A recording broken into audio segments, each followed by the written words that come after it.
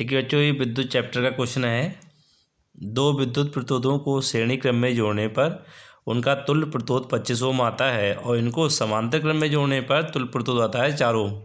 तो प्रत्येक तार का प्रतिरोध ज्ञात करिए। तो देखिए, इनको प्रतिरोध श्रेणी क्रम में कुछ नहीं दिए हैं, केवल ये दिया है कि श्रेणी क्रम का कुल प्रतिरोध 25 ओम है और समांतर क्रम का कुल प्रतिरोध कितना है, 4 ओम है। लेकिन दो प्रतिरोध आपको पता नहीं है, तो हम मान लेंगे, माना कि दो प्रतिरोध R1 तथा R2 ओम है। सबसे पहले श्रेणी क्रम में कहा गया है, तो श्रेणी क्रम में प्रतिरोध होता है, कितना दिया है, 25 दिया है। तो श्रेणी क्रम का फार्मूला होता है R1 + R2 = 25, समीकरण नंबर 1। यहाँ से R1 का मान निकाल लिया। R2 को जब इधर ले जाएंगे दाईं तरफ तो माइनस का हो जाएगा। R1 बराबर क्या हो गया, 25 - R2। समांतर क्रम में प्रतिरोध कितना है, 4 है। तो समांतर क्रम का फार्मूला कितना होता है, 1/R1 + 1/R2 बराबर 1 क्या हो जाएगा, 4। समीकरण नंबर 2। यहाँ देखिए, R1 की वैल्यू लगा देंगे ये वाली, 25 - R2। तो वही लिखा है हमने समीकरण 2 में, R1 बराबर 25 - R2 का मान रखने पर। तो यहाँ देखिए रख देंगे इसमें 25 - R2 + 1/R2 1/4। अब देखो इन दोनों का लघुत्तम ले लेंगे, ये दोनों लघुत्तम आ जाएंगे सेम। इससे देखो 25 - R2 से ये कट जाएगा तो R2 बचेगा यहाँ पर, प्लस ये आ जाएगा। अब देखो यहाँ R2 है तो R2 से कैंसिल हो जाएगा, तो 25 - R2 आएगा, ये लिख दिया। ये माइनस ये प्लस ये कैंसिल हो गए, 1/4। तो 25 बटे कितना आया, देखो R2 के अंदर मल्टीप्लाई कर दो, 25 एकम 25 R2 और R2 स्क्वायर 1/4, त्रिची गुणा कर दो, 25 चौका 100 आ गए, सेम भाई है। अब देखो हमने R2 को ये प्लस का है, इधर प्लस का है, इधर लेंगे तो माइनस का हो जाएगा। अब हमने क्या किया, माइनस साइन से इसको डिवाइड कर दिया सभी में। देखो जो माइनस के हैं वो प्लस के हो जाएंगे, जो प्लस के वो माइनस के हो जाएंगे। देखो ये माइनस का था, ये प्लस का हो गया, ये प्लस का है, देखो माइनस का हो गया, ये माइनस का है तो प्लस का हो गया। अब ये बन गया आपके कैसे, गणित में पढ़ते हैं आप, द्विघात समीकरण यानी कि गुणनखंड। तो देखो इसमें 100 के ऐसे फैक्टर करना है जो 25 आना चाहिए। तो कितने होते हैं, 20 × 5 = 100। तो 20 और 5 कितने होंगे, 25। तो जोड़ने में 25 आना चाहिए। तो देखो 25 20 R2 + 5 20 5 25। तो कैसे हैं, माइनस के हैं, अंदर गुणा कर देंगे इसकी। तो 25 20 R2 माइनस और प्लस माइनस 5 R2 प्लस का 100 हो जाएगा बराबर 0। अब देखिए इन दोनों में कॉमन ले लेंगे, क्या है, R2 कॉमन है, जो सेम दिखते हैं वो कॉमन होते हैं। 2 घात थी, 1 बाहर निकल गई, 1 बची, देखो R2 बाहर गया तो 20 बचा। अब इन दोनों में से 5 कॉमन ले लेंगे, को 5 से ये डिवाइड हो रहा है, देखो 5 दूना 10, 0 आ गया। R2 और माइनस और प्लस माइनस 20 आ गए। अब देखो R2 - 20 दोनों में कॉमन है, बाहर निकाल लो, R2 - 5 हो जाएगा। अब R2 - 20 कितना हुआ, 0। तो R2 बराबर कितना आएगा, 20 आ जाएगा। R2 - 5 बराबर 0, तो R2 का मान कितना आएगा, 5 आ जाएगा। तो जो R1 R2 हमने माने थे प्रतिरोध, वो हमारे प्रतिरोध कितने हो जाएंगे, एक 5 ओम हो जाएगा, दूसरा 20 ओम हो जाएगा। ठीक है, आंसर एक दूसरा चेक करने का तरीका ये है, जैसे इस प्रकार समीकरण 1 दे रखी है, R1 + R2, जैसे मान रख लो आप, देखो 20 + 5 कितने जाएंगे, 25, यानी आंसर सही है हमारा। इससे चेक करना चाहें तो यहाँ पे 1/20 रख दें और 1/4 रख दें, दोनों का लघुत्तम आए तो ये आना चाहिए 1/4।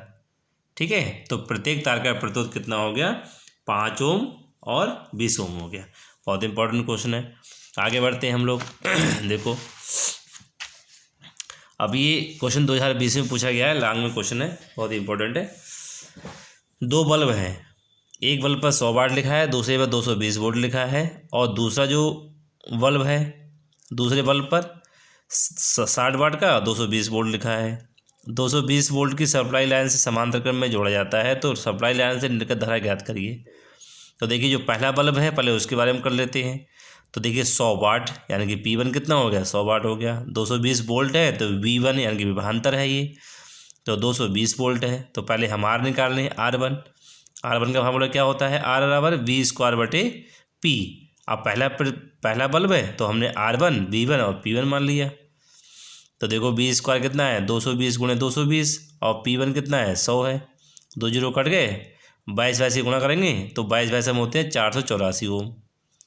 तो R1 यानी कि पहले बल्ब का प्रतिरोध आ गया 484 ओम। अब देखो हम दूसरे बल्ब की बात करते हैं। तो दूसरे बल्ब में कितना है, देखो 60 वाट है, तो ये P1 क्या होगा, P2 मान लो, दूसरा बल्ब है तो P2 कितना हो गया, 60 वाट। और वोल्ट है 220, तो V2 कितना हो गया 220 वोल्ट हो गया। जैसे हमने यहाँ फार्मूला लगाया R1, जो दूसरा बल्ब है तो R2 लगा देंगे, तो क्या होगा V2 स्क्वायर बटे P2। V2 का मान कितना है 220 गुणे 220 और बटे कितना आएगा 60। देखो जीरो से जीरो कट जाएगा, 2 एकम 2, 2 एकम 2, 2 से काटोगे 2 3 6, तो ये जाएगा 11 की, और 220 से गुणा कर लेंगे तो आएगा 2420 बटा 3 ओम। अगर हम इसको उल्टा कर लें तो कितना आएगा, तो 3 बटे 2420 ओम हो जाएगा। तो पहले बल्ब का प्रतिरोध, दूसरे बल्ब का प्रतिरोध, दोनों को आ गए। अब इनने कहा है कि इन बल्ब सप्लाई लाइन समांतर क्रम में जोड़ा जाता है।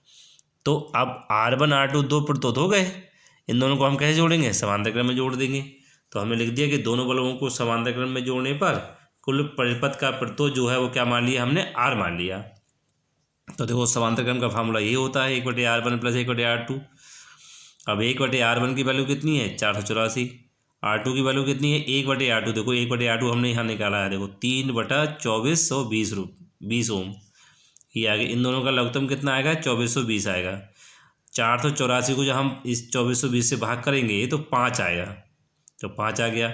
अब देखो ये इससे डिवाइड हो रहा है तो 3 ऊपर है, तो 5 3 8 बटा 2420।